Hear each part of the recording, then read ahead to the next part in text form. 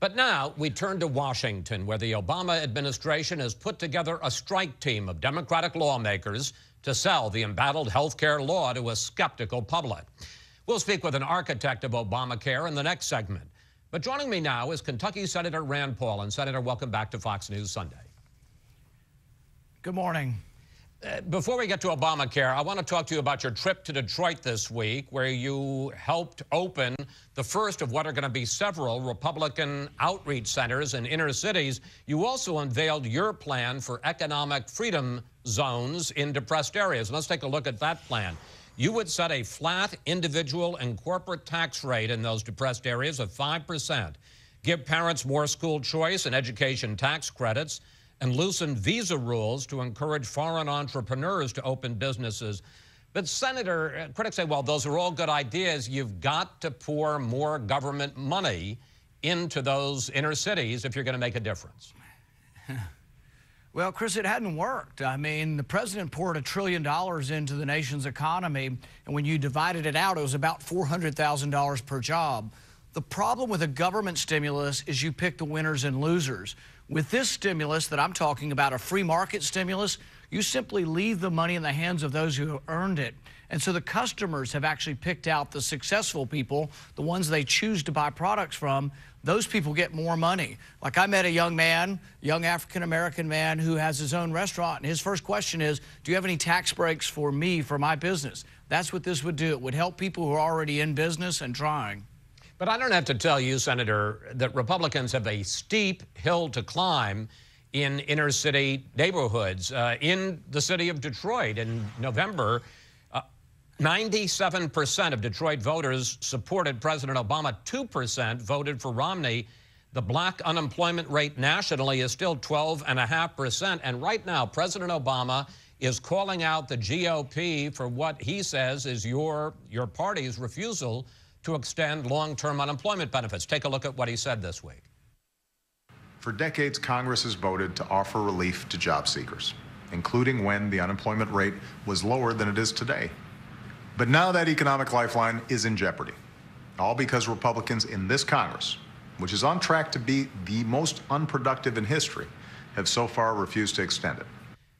Senator, let me ask you a direct question. Do you support extending unemployment benefits, or would you let 1.3 million Americans lose those benefits before the end of the year? I do support unemployment benefits for the 26 weeks that they're paid for. If you extend it beyond that, you do a disservice to these workers. There was a study that came out a few months ago, and it said if you have a worker that's been unemployed for 4 weeks and on unemployment insurance and one that's on 99 weeks, which would you hire? Every employer, nearly 100%, said they will always hire the person who's been out of work 4 weeks. When you allow people to be on unemployment insurance for 99 weeks, you're causing them to become part of this perpetual unemployed group in our economy. And it really, while it seems good, it actually does a disservice to the people you're trying to help. You know, I don't doubt the president's motives, but black unemployment in America is double white unemployment, and it hasn't budged under this president. But Senator, I think a lot of African Americans voted for him, but I don't think it's worked. I don't think his policies But Senator, worked. how do you persuade the African American voter in the inner city you're not going to spend more government money, you're going to vote to let the unemployment benefits lapse? How do you persuade that black voter this is good for him, this is the right policy? My economic stimulus plan for Detroit would leave over $1 billion in Detroit's economy and would stimulate Detroit. There is no other plan on the table, and there's not going to be some grand bailout that's going to go through Congress other than my plan. If my plan would pass, I think it's the only one that politically could pass. Over $1 billion would be left in Detroit. I'm also talking about restoring voting rights. I'm talking about school choice. I think there's a lot to offer in the Republican message that hasn't been offered in the past, and I think there's only upside potential for voters in Detroit or all the big cities for Republicans. Senator, you face the same challenge when it comes to Obamacare. You and most of your colleagues in the Senate and the House, Republican colleagues, want to repeal the law. But the other side says that if you were to do that, that you would take away preventative care for 105 million Americans, free preventative care. Let's put it up on the screen. That Obamacare provides health services, 105 million Americans, including free immunization for children, free cancer screenings, free mammograms. Question, what is your plan that would allow these folks, the 105 million Americans, to keep those benefits? First of all, there is nothing for free. You're going to pay for it, and we're paying for it through higher premiums. We're also going to find out in January that more people will lose their insurance under Obamacare, I think, than will actually gain it. The Republican plan is freedom of choice, more choices, not less. Obamacare narrows your choices. We're for competition, we're for selling insurance across state lines, and above all, we're for driving premiums down. The problem under the old system was premiums were too high. Under Obamacare, the premiums are even higher. I don't see any way Obamacare can work. Let me turn to another subject, drones. Last March, you famously took to the Senate floor for 13 hours to filibuster a nomination because of your opposition to the military use of drones to attack U.S. citizens. This week, as I'm sure you know, Jeff Bezos, the head, we're looking at a picture of the drone right there, of Amazon, announced that they have plans, a hope, maybe 5 years down the road, that drones would come pick up a package, a book, a sweater, and deliver it to your front door where you could take it instead of a delivery truck. When you see that, and I'm sure you have seen those videos, does that excite you, or do you think to yourself, that's a problem and I got to find a way to block it? Well, you know, I'm not against technology, so I'm not one of these people who says, oh, unmanned airplanes is really a bad thing. There will be air traffic control issues. My problem is more with surveillance for privacy reasons, not with delivering of packages. So I'm worried about the government looking into our backyard. I'm also worried about private companies looking and counting and looking in our windows.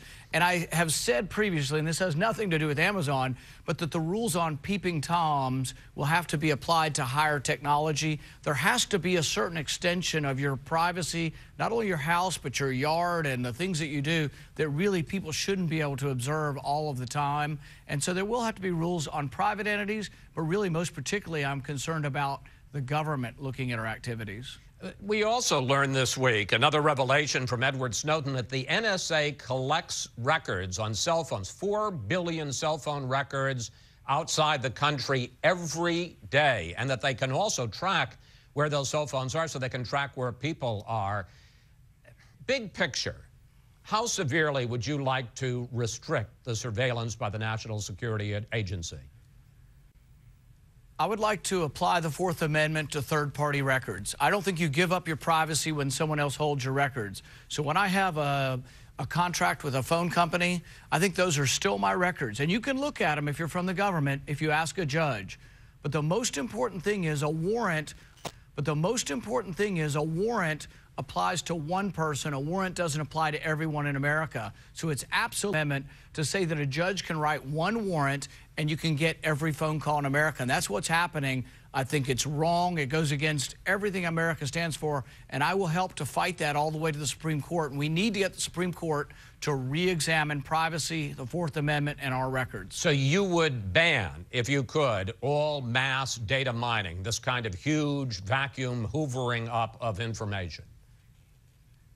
I'm for going after terrorists with every tool we have. I'm not opposed to the NSA. I'm not opposed to spying, but I am in favor of the Fourth Amendment. So if we think someone's a terrorist, you call a judge, you get a warrant. If that person's called 100 people, you get 100 more warrants. If they've called 10,000 people, you got to get 10,000 individual warrants, and it's a pain, but it's a pain because we're trying to protect people's freedom. We're trying to protect the Bill of Rights. That's what we're fighting against terrorism to protect. So we can't give up the Bill of Rights in order to try to fight terrorism. You have to keep your privacy. You have to keep the Bill of Rights. Finally, Senator, and you knew I was going to ask about this, 2016. You said this week that your wife, Kelly, is strongly opposed to your running for president. I know how important that is if your wife doesn't like an idea. But you said you're going to try to, quote, persuade her during the next year. I got to say, talking to you on camera and off, I get the distinct impression you would like to run for president.